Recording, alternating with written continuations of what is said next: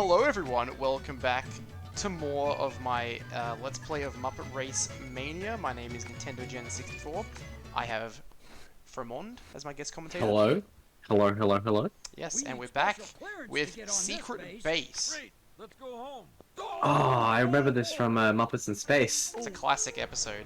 It's a classic episode, classic track. I love Secret Base. It's fun, and I'm excited to do this part today. So, what's been happening, Fraser? What's been going on in your neck of woods? Nothing exciting. I did rewatch some Muppet movies. I rewatched the first one since the last part, and I rewatched Muppet Treasure Island, and they were both excellent. Yeah, I did recently rewatch the original Muppet movie too, and I gotta tell you, it is a bona fide classic. One thing I will say I find really funny, and I've noticed this when you rewatch any of the earlier Muppet movies, is none of the cameos make sense unless you're like a boomer. And Yes, it's that's like, someone you might know, like the Orson Welles cameo at the end of the first Muppet movie is 10 out of 10. Oh, where he's like the executive in the building that they go to. I wish he had more lines of dialogue, but also his understated presence, despite being Orson Welles himself, is also hilarious in of itself. Well, I enjoy Mel Brooks. He's got a cameo in it as a Jewish. No, he's German actually, isn't he? As like a German doctor, like a mad scientist guy. And Steve Martin is in there as the annoyed waiter. Ah, that was good. That was excellent. And it's just kind of really funny when you're watching other cameos. There'll be a bit where they like, who's this random guy they're talking to? This is such a weird cameo, and then you kind of it hits you. Oh, this is meant to be a cameo for someone like that my dad might know or my grandpa might know. But yeah, if you haven't seen Muppets the original Muppet movie, it's very good. I think it's a great movie all around, and people don't talk about it enough as one of the classics. I agree. Like I feel like Muppet movies, despite being cultural icons, are often underlooked, which is why they're kind of like talking about the cameos feels really sad because it feels like watching archival footage in a sense. Oh yeah, it feels like everyone's dead, you know. A lot of them are, which is very sad. Well, some of them are still alive. And some it's are. just Well, Mel kind Brooks of... is still alive. Steve Martin's still alive. That's the thing. It's like it feels like it's of another era at this point, even though that this is when our parents grew up. But you look at it as like this feels like it was from a different world. Yeah, and well, you know, it's just the like Muppets are people. very much a nostalgia act, eh? But yes, I also watched Muppet Treasure Island, which Emma said, and that was I feel like it wasn't very well paced. That's the only complaint I had about it. It was kind of weirdly paced and disjointed, and the time between Tim Curry coming in and the mutiny is very short. Yes, yes. I feel like that it would have been better if they introduced Tim Curry, Long John Silver a lot earlier in the film. Yeah, that's an odd one. I don't know what is with that, actually. Is there any explanation? Did Tim Curry just not have time on set?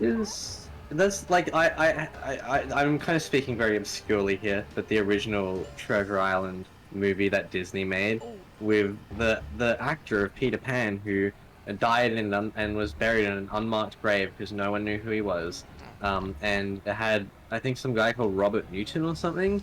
Robert Newton-John, I can't remember. He is the guy who actually, like, you know the pirate voice that is in all of media? He was the one who invented it for this movie. Really? But like when Long John Silver comes on this movie, and I think even in the book, he comes in a lot earlier. Like he comes in like before they've even taken the ship elsewhere. He comes in as soon as Thingy gets onto the boat. He's the first guy that he meets. Yeah, in the Muppet movie, yeah. As soon as Jim Hawkins goes onto the boat, Long John Silver is the one he meets, right? Yeah. Even though the like build up to him is he overhears those guys talking about don't trust the one-legged pirate. Otherwise, I did enjoy like the kind of. It's oddly enough still one of the better adaptations, except for that 1940s one I just mentioned. Yeah.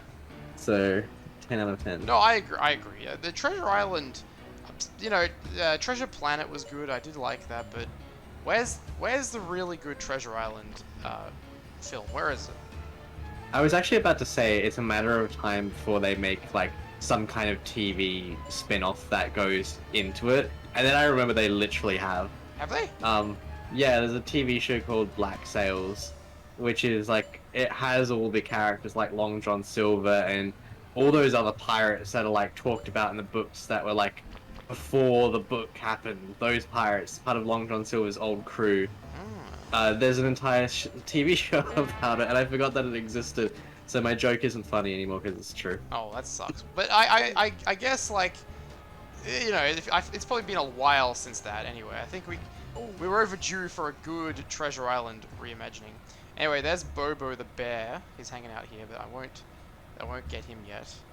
I feel like Bobo is an underrated Muppets character. Oh, Bobo is like, man, I need to do my tier list of Muppet characters. I just did a tier list of tracks in Crash Team Racing. I need to do my Muppets characters tier list because he is fantastic.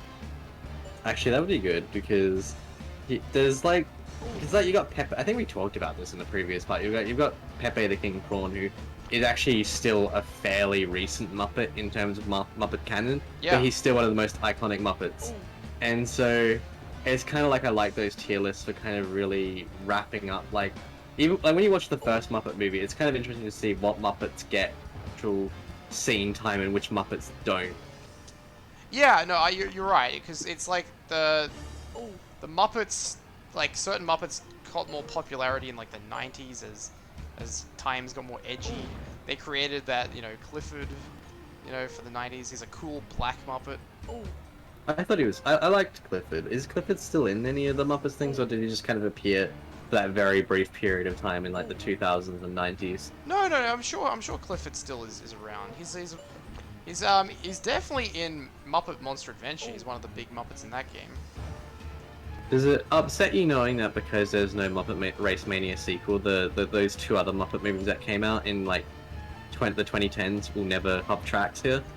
Yeah, it is upsetting, but I have to say though, at least we have like essentially 20 years of Muppet films represented on screen here. Literally, and this is why I like this game so much.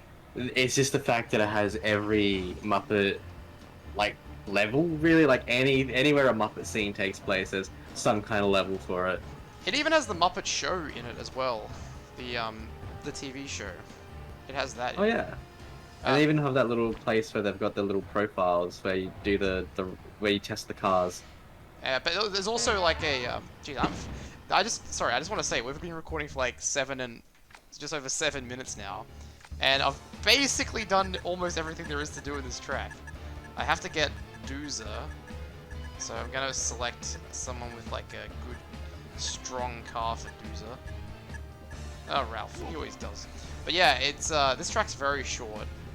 This one, secret base. Where is the secret base? I guess the movie has a lot of secret base action. That's where Jeffrey I kind of Tambor, enjoyed. Jeffrey Yes. Tambor works there. I enjoyed. I really enjoyed Muppets since it seems to be one of the underrated Muppet movies, or like it got not so great reviews at the time. But I don't know. I just really enjoyed it. I think I said in another part where it's like this. I used to watch it all the time to the point that my mum was like, "All he does is sit there and watch that Muppet movie all day." Like, it was my favorite Muppet movie, and I was reading some reviews to try and figure out why people didn't like it, and apparently part of it is just, it's a big focus on. Oh, I got him down somehow. Like, instead of being focused on Kermit and all that kind of stuff, it's more focused on like Gonzo and Rizzo and all that kind of stuff. And like a lot of the other Muppets take a sideline, but I kind of like that. I like Gonzo having his own movie. Yeah, I'd like that they, addressed that he's like an alien or whatever. Who cares? It's a good scene, and I like the bit where Jeffrey Tambor in the end is like, "No, I want to join the aliens. This is." Oh, sorry for the spoilers, everyone. Well, I mean, it is a 20-year-old film at this point. It's just like, yeah, just a bit where he's just like, Jeffrey Tambor was a surprisingly good actor at when he puts his mind to it. When he's not being cancelled for Yes. being a creep on the set. He's otherwise got some good comedic timing, which comes out. Have you ever seen The Death of Stalin? No, I have not. Is he in that? Then you should go. Yes. Have you ever Steve seen Buscemi. the Larry Sanders Show?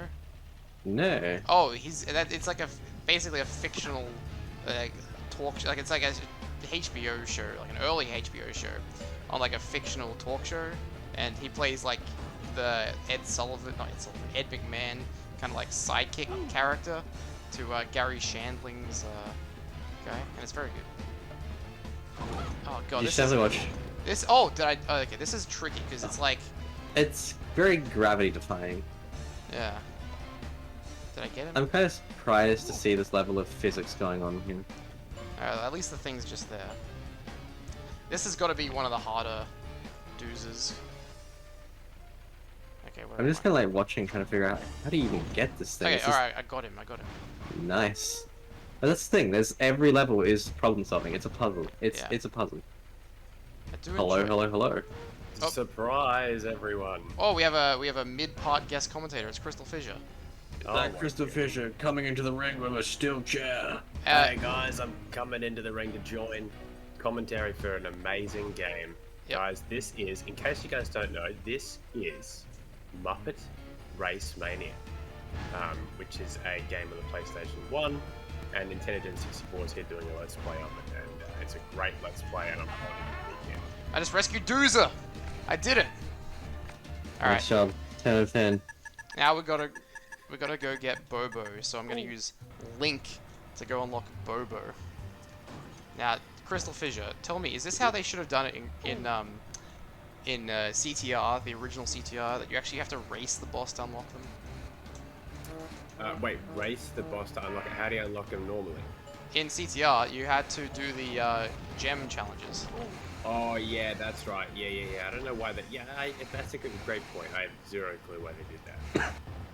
That's really weird, actually. To extend the game's difficulty artificially. I mean, you know. Even though they already had a million ways of extending the game's difficulty. Yeah. I mean, you know, they could have done. Yeah, as we talked about before, they could have done even implementing one of the elements of this. You know, of RaceMania would have made it like, you know, probably added like an hour of playtime to the game at least.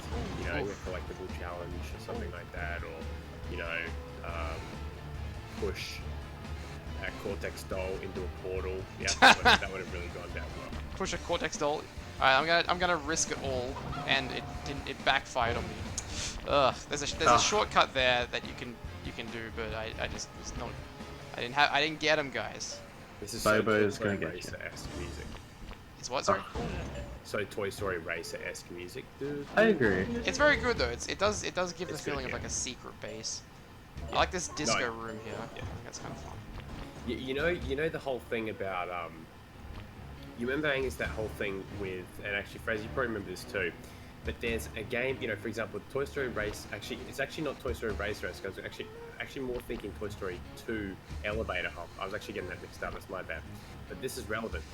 Toy Story Racer, you know, it's got that music that's like Yes. you know, that, and then if you play the game Stuart Little 2, it's like the exact same music, the exact same sound. And then if you play Monsters Inc. PS2, it's the exact same music almost. And then I think Goofy's Funhouse or something like that, there's almost the exact same music. My point being, I heard something recently where it was like, I felt like it was the same music, but like from like a next gen Disney game I was looking up. I'm like, oh my god, they strike that again. They struck again, sorry. They did. Mysterious music producer. But check it out. We've got Bobo and the water buggy. Isn't this cool? What a great That is car. a good car. It's not bad. But, you know, it's called the water buggy, but it's actually terrible in water. Which doesn't make any sense. You'd think this car would That's be false good. advertising. You think it'd be One good thing in water. I appreciate about this level is how shiny the wooden floor is. That's like next gen graphics right there. Oh yeah, look at that. They added like a sheen to it or something, like a Charlie Sheen. A Planet Fine by Sheen. winning. We do not mention Planet Sheen. Okay? We don't. Oh, that show. Contractually, What happened to that? We're not freaking allowed to, because when you create a spin-off that is so much worse than the original, it's just insulting to even talk about it. Alright, let's do the reverse race. I gotta find where is he? Bobo, my boy. Yeah, what happened with that jersey? I think it got cancelled pretty quickly. I think it. I'll just check for you. But Please. One Tell me season. the production status of Planet Sheen. I have to know. Yeah, be like there'll be like an article like those click farm things that do really extremely well with SEO, and let me tell you, I don't blame anyone for doing it because it will make you a lot of money. It's like Planet Sheen Season 2. Has the hit Nickelodeon series been renewed? And there'll be a bunch of SEO questions like, Oh, I heard dog. When did Planet Sheen air or whatever? You know, when was the last we heard of it? And yes, it went for 1 season, 26 episodes, 50 segments. And the original release was 2010 to 2013. Wait, what? So apparently it took. They have that SpongeBob SquarePants release cycle or something. Yeah, it took. Let's see, Oh my god, there's chickens! It's chaos. Yeah, it took October 2, 2010. So 9 years prior to the 9 years to the date prior to the debut of AEW Dynamite on TNT, and then it ended Feb 15, 2013. So it could have been 2 Muppets movies made that time. Yeah, in fact, there were 2 Muppet movies made that. Oh, not quite. No, I'm pretty sure One. Muppets Most Wanted came in 2014.